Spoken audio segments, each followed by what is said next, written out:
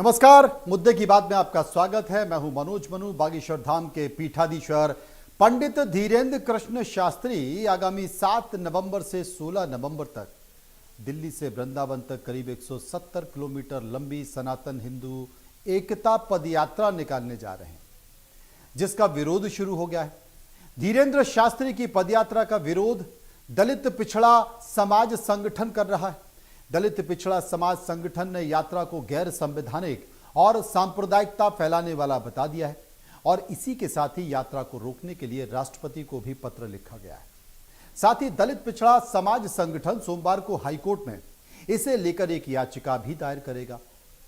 दामोदर यादव, जो कि इसके प्रमुख है, दामोदर यादव ने कहा है कि बागेश्वर धाम के धीरेन्द्र शास्त्री एक यात्रा निकाल चुके हैं और फिर से एक यात्रा निकाल रहे हैं, जिसको उन्होंने हिंदू एकता सनातन यात्रा का नाम दिया है।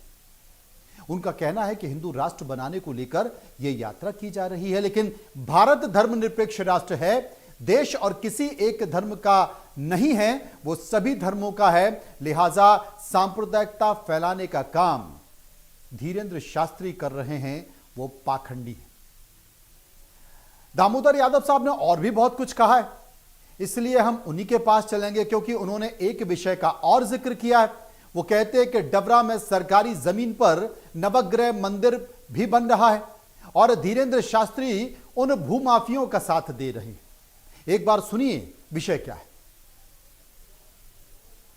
बागेश्वर धाम के एक शास्त्री हैं धीरेन्द्र शास्त्री, वो एक यात्रा पहले निकाल चुके थे और फिर से एक यात्रा निकाल रहे हैं, जिसको उन्होंने नाम हिंदू एकता यात्रा का दिया है। सनातन एकता, हिंदू एकता, इस तरह का कुछ दिया है। असल में वो स्पष्ट तौर पे ये कह रहे हैं कि हम हिंदू राष्ट्र बनाने को लेकर ये यात्रा कर रहे हैं। मेरा स्पष्ट इसमें कहना है दलित पिछड़ा समाज संगठन का भी और हमारे आज़ाद समाज पार्टी भीम आर्मी के सभी साथियों का, कि ये देश धर्मनिरपेक्ष देश है भारत के संविधान के अनुसार। तो इसलिए इस देश को अगर किसी एक धर्म का बनाने की कोई यात्रा करता है तो वो गैर संवैधानिक भी है और निश्चित रूप से धीरेन्द्र शास्त्री तो फिर इस देश में सांप्रदायिकता फैलाने का प्रयास भी कर रहे हैं।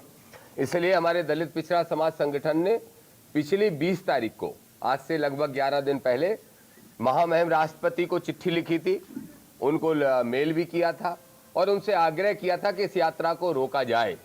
उसके बाद उनको मेल किया, उसके बाद फिर 3 दिन 4 दिन पहले फिर से हमने रिमाइंडर किया। अगर राष्ट्रपति जी से कल तक परसों तक कोई, मुझे लगता है कि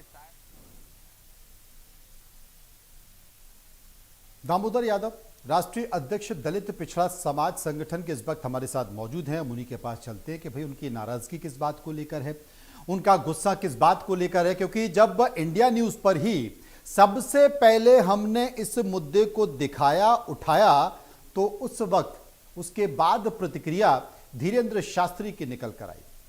अब दामोदर यादव मेरे साथ मौजूद हैं। दामोदर जी, सबसे पहले तो मैं आपका स्वागत करूंगा इंडिया न्यूज पर, और दूसरी चीज मैं आपसे ये पूछूंगा कि पंडित धीरेन्द्र कृष्ण शास्त्री ने कहा है कि देखो, या तो हमें छोड़ो मत, छेड़ो मत, और अगर छेड़ दिया है तो अब हम छोड़ेंगे नहीं। और वही उनका चिर परिचित जो डायलॉग है, ठटरी के बंदे अब हम घर तक छोड़ के आएंगे। ये मतलब क्या है? मतलब समझ में नहीं आया मुझे। कहीं आपकी कोई पुड़िया तो नहीं खुल जाएगी, कहीं कोई अचानक से कोई अदृश्य शक्ति आपके कुछ अहित तो नहीं कर देगी, बुरा तो नहीं कर देगी? क्योंकि ये पूरी देश के एक भारी भरकम आबादी उनको मान रही है, भीड़ पहुंच रही है। बहुत सारे भूतों को वो भगा देते हैं, बहुत सारे भूतों को किसी के ऊपर छोड़ देते हैं। देखना कहीं आपके ऊपर भी कोई भूत ना आ जाए। बहुत बहुत धन्यवाद आदरणीय मनोज जी इस गंभीर विषय पर बातचीत करने के लिए। मैं सबसे पहले तो ये कहूंगा कि धीरेन्द्र शास्त्री का जो चुनौती है, मैं उसको स्वीकार करता हूं। और इसलिए स्वीकार करता हूं, अगर उन्होंने कहा कि छेड़ोगे तो छोड़ेंगे नहीं, तो मैं भी छोड़ना नहीं चाहता। मैं भी तैयार हूं उनसे आमना सामना करके उनको बेनकाब करने के लिए, उनका असली चेहरा जनता के सामने लाने के लिए। अब ये असली चेहरा क्या है? क्योंकि मैंने आपके बयान को भी सुना है। आप कह रहे हैं कि इनका असली चेहरा मैं सामने लेकर आऊंगा, मैं जनता में इनको नंगा कर दूंगा, मैं ये बताने की कोशिश करूंगा कि आखिर ये पाखंड है क्या।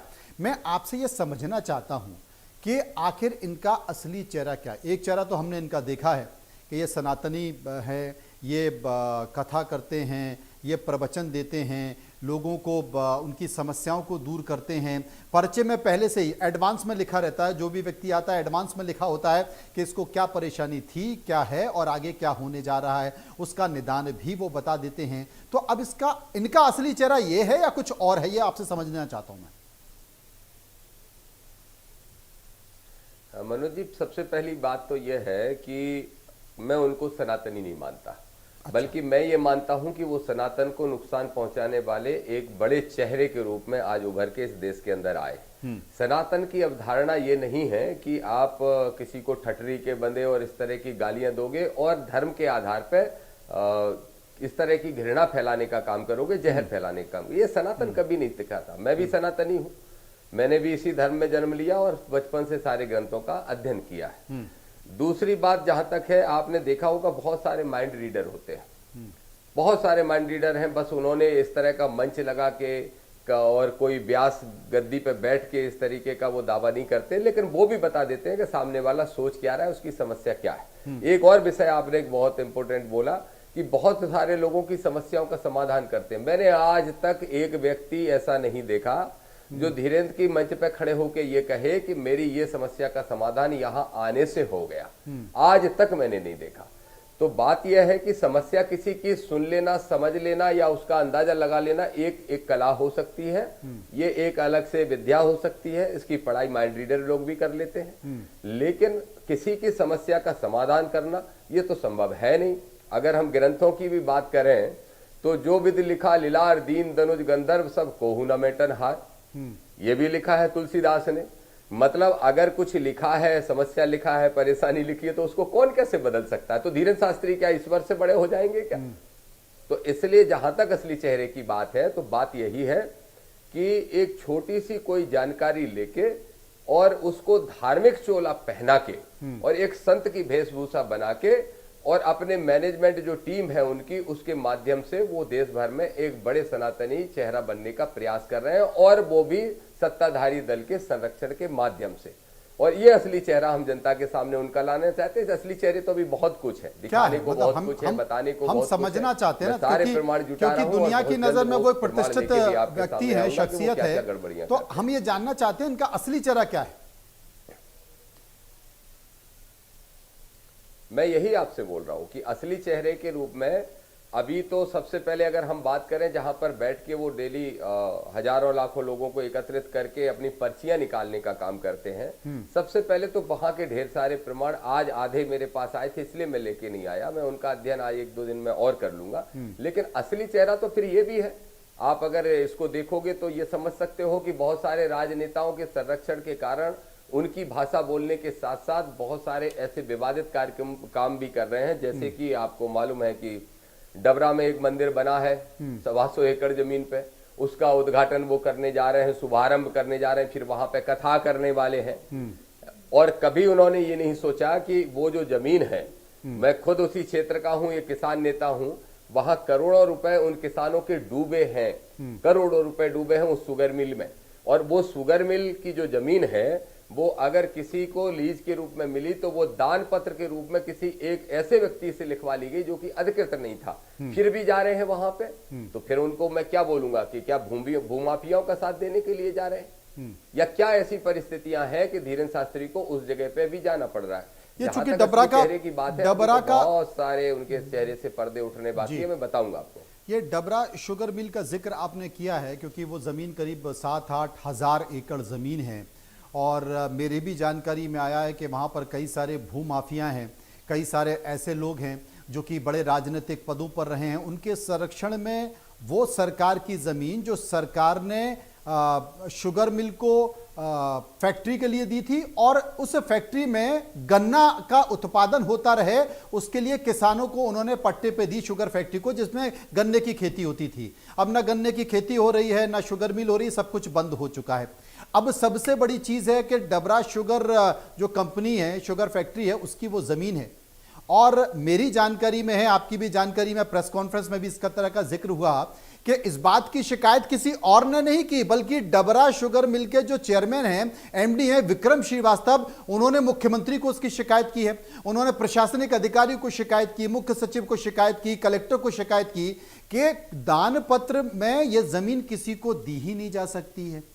उनके बेटे वीर श्रीवास्तव ने कुछ लोगों को दान पत्र में जमीन दे दी है, जबकि कंपनी एक्ट ये नहीं कहता है, कंपनी एक्ट कुछ और कहता है। तो जमीन अवैध हो गई। और आपने सही कहा कि दुनिया भर के लोगों की पुड़िया देख रहे हैं पंडित धीरेन्द्र कृष्ण शास्त्री।